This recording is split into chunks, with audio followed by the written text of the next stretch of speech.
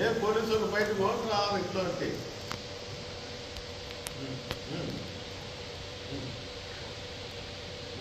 నేను వద్దని చెప్తాను, ఎవరు వద్దు నేను చెప్తాను.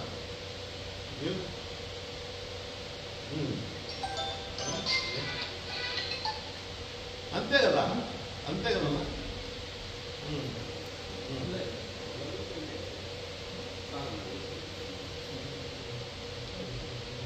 అంతే, నేను అదే చెప్తాను.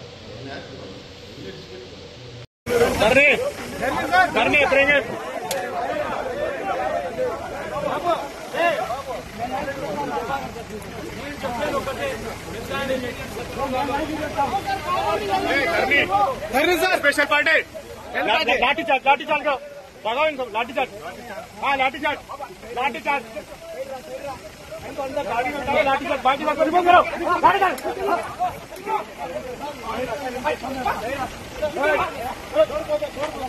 उधर से बैठो, एक उधर से बैठो,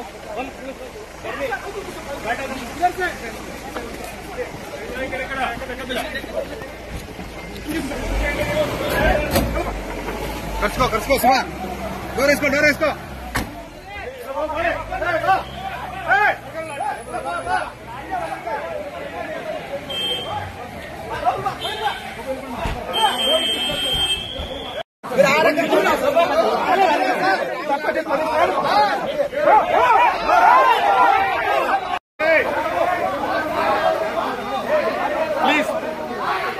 प्लीज साइन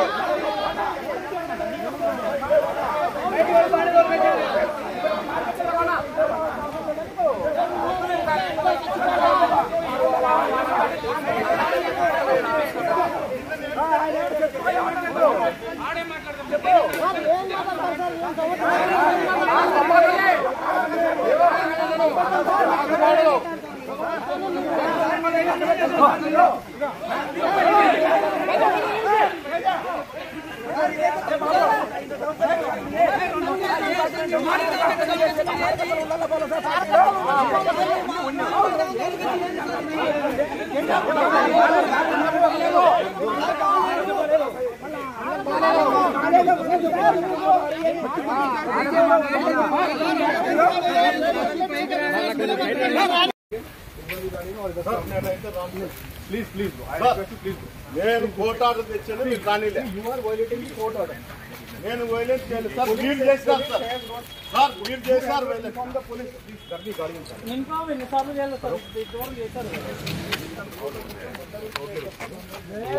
రాజ్యం ఏల్చాందానికి పెద్ద ఉదాహరణే సాగింది. మేము దాదాపుగా కూడా ఈ ప్రభుత్వం ఏర్పడిన తర్వాత, చంద్రబాబు నాయుడు గారి నాయకత్వంలో ఈ రాష్ట్రంలో ప్రభుత్వం ఏర్పడిన తర్వాత సంవత్సర కాలంలో ఒక 6 నెలల నుంచి చెప్తున్నాం, ఈ రాష్ట్రంలో ప్రజాస్వామ్య పద్ధతిలో పరిపాలన అనేది కూడా జరగడం లేదు. ఏదో ఎప్పుడో చదువుకున్నట్టుగా అటవిక రాజ్యంలో ఉన్నామంటే దానికి పూర్తిగా కూడా యథార్థం అని చెప్పేసి ఈరోజు తాడిపిత్రులు జరుగుతున్న సంవత్సరం నుంచి జరుగుతున్న పరిణామాలు. పెద్దారెడ్డి గారు ఎన్నికలైన తర్వాత దాదాపుగా కూడా ప్రయత్నాలు చేస్తుంటే అక్కడ పోలీస్ డిపార్ట్మెంట్ వారు కానీ రాలేదు, శాంతి భద్రతలకు విఘాతం కలుగుతుందని చెప్తే ఆ పరిస్థితుల్లో హైకోర్టుకు పోయి పూర్తిగా కూడా పోలీసు వారికే డైరెక్ట్ చేయడం జరిగింది. హైకోర్టు 2 మాసాల కింద ఏప్రిల్ 30 తేదీ అతనికి ప్రొటెక్షన్ ఇవ్వాలని చెప్పేసి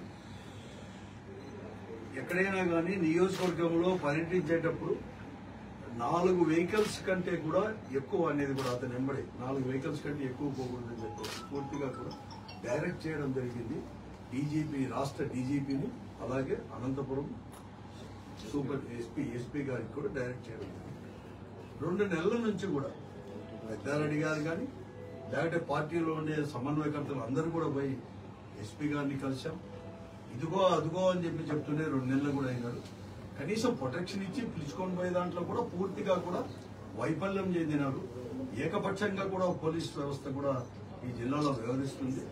ఆ పరిస్థితుల్లో వైఎస్ఆర్ కాంగ్రెస్ పార్టీ ఒక వారం కింద 5 రోజుల కిందట 25వ తేదీ ఒక పెద్ద కాల్ ఇచ్చింది. Recalling the Chandrababu Naidu manifesto అని చెప్పేసి నియోజకవర్గంలోను, ఆ తర్వాత మండలంలోను, గ్రామ స్థాయి వరకు జూలై 30 ఆగస్టు 4వ తేదీ వరకు కూడా కంప్లీట్ గా ఈ 35-36 రోజులు కూడా ఒక కార్యక్రమాన్ని కూడా చేపట్టి పని చేయమని చెప్పడం జరిగింది. దాంట్లో భాగంగానే ఈ రోజు పెద్దారెడ్డి గారు తాడిపిత్రి నియోజకవర్గం హెడ్ క్వార్టర్స్ అయిన తాడిపిత్రి నియోజకవర్గానికి తన సొంత ఇంటికి కూడా పోయి ఉదయం తెల్లారుజామునే 7-15 మధ్యలో కూడా పోతే వెంటనే అతను ఇంకా కూడా లేదు, ఇంకా కొద్ది మంది కార్యకర్తలు లేకపోతే అక్కడ ఆ నియోజకవర్గానికి సంబంధించిన నాయకులు పోలీసు వారు మరొక మారు కూడా బలవంతంగా అక్కడ ఉండకూడదని చెప్పేసి పోలీసు హైకోర్టు ఆర్డర్స్ ఉన్నా కూడా నియోజకవర్గంలో ఉండడానికి వీలు లేదని చెప్పేసి తీసుకొని రావడం కూడా బయటకు తీసుకుని వచ్చేసి మళ్ళా అనంతపురంలో ఆయన సొంత ఇంటిలోనే ఇచ్చిపెట్టి రావడం, దాదాపుగా కూడా బలవంతంగా కూడా పోలీసు బందోబస్తు ఇచ్చిపెట్టడం. ఇదేం ప్రజాస్వామ్యం? పోలీసు వ్యవస్థ మేము ఇప్పుడే చెప్తున్నాం. ఈ ప్రభుత్వం కూటమి ప్రభుత్వం వచ్చినప్పటి నుంచి కూడా వ్యవస్థలన్నీ కూడా విధ్వంసం అనేది కూడా సృష్టించారు, విధ్వంసం చేస్తారు. దాంట్లో ఈ పోలీసు వ్యవస్థ. నేను ఒకటే అడుగుతున్నాను, పోలీసు వ్యవస్థ మీరు ఎవరి కోసం పనిచేస్తున్నారు? మీరు రాజ్యాంగబద్ధంగా మీరు వ్యవహరిస్తున్నారా లేదా? కొందరు ఆత్మ పరిశీలన చేసుకోమని చెప్పి నేను అడుగుతున్నా డిపార్ట్మెంట్ ఐపీఎస్ ఆఫీసర్ అందరికి కూడా నేను అసలు మీరు మీ డ్యూటీ సక్రమంగా చేస్తున్నారు.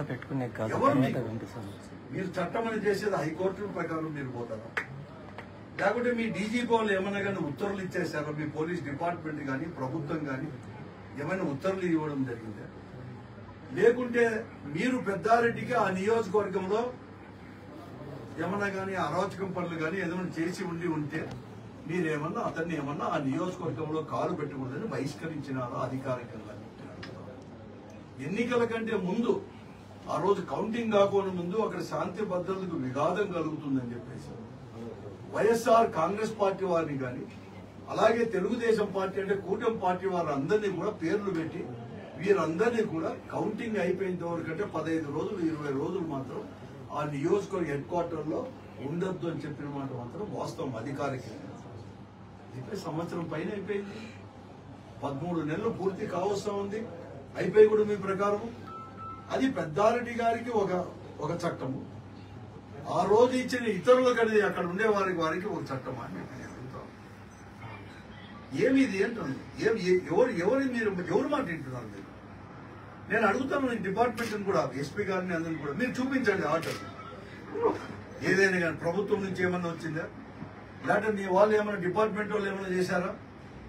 లేకుంటే మేము పంపించడం హైకోర్టు క్లియర్ గా కూడా డైరెక్ట్ చేసింటే మేము పంపించలేము అని చెప్పేసి మళ్ళీ మీరు ఏమన్నా హైకోర్టు కేసి హైకోర్టు నుంచి మళ్ళీ తిరిగి ఏమన్నా ఉత్తర్వు ఆర్డర్ ఏమన్నా పొందారా అని నేను ప్రశ్నిస్తున్నాను.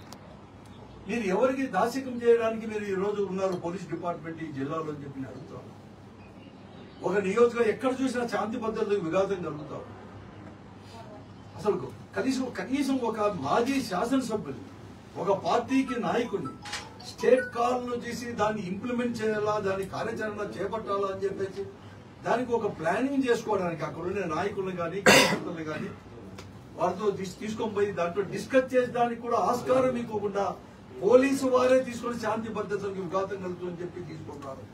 ఎవరి కోసం ఎక్కడ కలుగుతా ఉంది? ఎవరు విఘాతం కలిగిస్తున్నారు? ఎవరి వల్ల విఘాతం కలుగుతుందని ఇవన్నీ కూడా చెప్పాల్సిన బాధ్యత డిపార్ట్మెంట్కి లేదా? పోలీస్ డిపార్ట్మెంట్కి లేదా?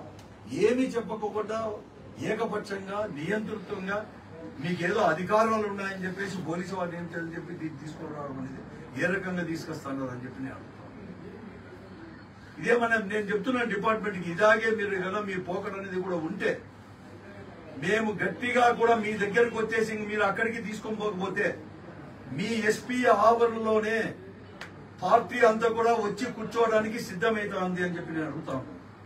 నేను చాలా స్పష్టంగా చెప్తున్నాను పార్టీ స్టాండ్. పునరాలోచన చేసుకోమని చెప్పి నేను అడుగుతాను డిపార్ట్మెంట్ ఇప్పుడైనా కానీ. వెంటనే పెద్దారెడ్డి గారిని వెంటనే ఆ ఇంటిలో తాడిపిత్రులు అతను సొంతం ఇంటిలో చేర్చాల్సిన బాధ్యత తీసుకొచ్చిన బాధ్యత పోలీసు వారిదే. దీనికి లేకుంటే ఎంతవరకు వెళ్ళిపోతాం. అంతే కాదు, ఇంత పెద్ద ఎత్తున పోలీసు వారికి చాలా ఎక్కువ పనులు ఉన్నాయి జిల్లాలో. డిపార్ట్మెంట్ కి చాలా ఎక్కువ పనులు. విచ్చలవిడిగా మద్యం వ్యాపారం జరుగుతా ఉంది. బార్లన్నీ కూడా అసలు బార్ల మాదిరి రాందీ షాపుల పక్కనే మద్యం షాపుల పక్కనే ప్రభుత్వం ఎవరైతే ప్రైవేట్ తీసుకున్న మధ్య పక్కనే ఒక బార్ల మాదిరి ఓపెన్ చేశారు. ఇవన్నీ చేసిన దాన్ని మాత్రం అరగట్టలేదు. మేము చెప్పడమే కదా బాధ్యత. అసలు కోడే కూస్తాం దేశమంతా కూడా, జిల్లా అంతా కూడా కూస్తారు. దానిపైన చేయలేకపోతున్నారు పోలీసు వాళ్ళు మాత్రం. కానీ దీనిపైన మాత్రం వెంటనే తీసుకొని వచ్చేసి పెద్ద ఎక్కడ తీసుకొస్తాడు, ఇవ్వండి మాకు రిటర్న్ లో ఇవ్వండి, మీరు ఎందుకు రాకూడదని చెప్పేసి. అటువంటి పరిస్థితులు ఎక్కడున్నాయో చెప్పండి. అటువంటి పరిస్థితులు ఉంటే అక్కడ ఎందుకు నీకు ప్రశాంతంగా ఉందని చెప్పేసి ఉన్నారు. ఏ సెక్షన్లు పెట్టారు తాడిపిత్రులు, ఏమి చెప్పుకోకుండా ఇవన్నీ తీసుకున్నాడు. చాలా అన్యాయం. ఇంత నియంత్రితంగా ఇంత చేసుకుంటారు. ఇది నేను చెప్తున్నాను, మీ డిపార్ట్మెంట్ ని పోలీస్ డిపార్ట్మెంట్ ని పోలీసు వారి స్థాయికి వారే దిగజార్చుకున్నట్టు తప్ప మరొకటి కాదు.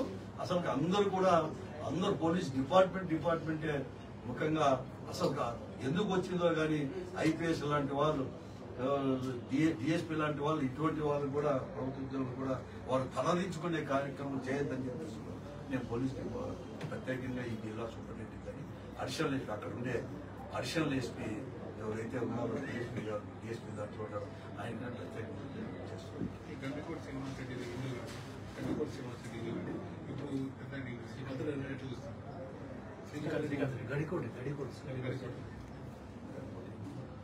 రాజకీయ కక్ష సాధింపు అది ఇది మామూలేది. రాజకీయ కక్ష సాధింపులో చర్య భాగంగా ఒకటి కాదు, పెద్దారెడ్డి ఇల్లే కాదు, గడికోట శ్రీకాంత్ రెడ్డి ఇల్లే కాదు, అన్ని దగ్గర అట్లే ఉంటాయని చెప్పి దాని చట్ట ప్రకారం దాన్ని కూడా ప్రత్యేకంగా దాన్ని కూడా ఎదుర్కొంటాము. ఏదైనా తప్పు నిజంగా కూడా తప్పు చేసింటే ఎవరైనా చర్యలు తీసుకోవచ్చు, దాంట్లో ఏం లేదు. కానీ ఊరికే కేవలం ఏదో ఒకటి అడ్డం పెట్టాలని లేకపోతే వాళ్ళని సతాయించాలని చెప్పేసి ఈరోజు ఈ రాష్ట్రంలో ప్రభుత్వం అనేది వేరే పని చేయకూడదు, నిత్యకృతం అయిపోయింది. కేవలం దానికే అదే పనికే ఉన్నట్టు అసలు ప్రభుత్వమే లేదు. ప్రభుత్వము ఇప్పుడుండే వ్యవస్థలంతా కూడా విధ్వంసం చేసింది. వారు అందరూ కేవలం వారి యొక్క అవినీతి కావచ్చు, లేకపోతే వారి వైఫల్యాలు కావచ్చు, లేకపోతే వారు ఏదైతే హామీలు ఇచ్చారో ఎన్నికల మేనిఫెస్టోలో ఇచ్చారో అవన్నీ అమలు పరచలేకుండా డైవర్షన్ పాలిటిక్స్ లో ఇవన్నీ కూడా భాగమే. కానీ మరొకటి కాను కూడా కాదు. ఈరోజు మద్యం వ్యాపారం చూస్తున్నాం, సిట్ అనేది జరుగుతూ ఉంది. 2 నెలలు 3 నెలల నుంచి పొడిగించుకోవడమే జరుగుతూ ఉంది. ఇంకా అక్కడ సాయంకాలం జరిగిపోతానే మరుసటి రోజు అంటే 7-8 గంటల్లో 9 గంటల్లోనే ప్రింట్ అయిపోయి ఏం జరిగింది కూడా వస్తున్న పరిస్థితులు. అంటే వ్యవస్థ ఎంత దిగజారిపోయిందో ఇంతకంటే చెప్పాల్సిన అవసరం. అటువంటివన్నీ ఏదైనా ఉంటే కానీ నేను దాన్ని చేస్తాం. మేము రెడీ టు ఫేస్.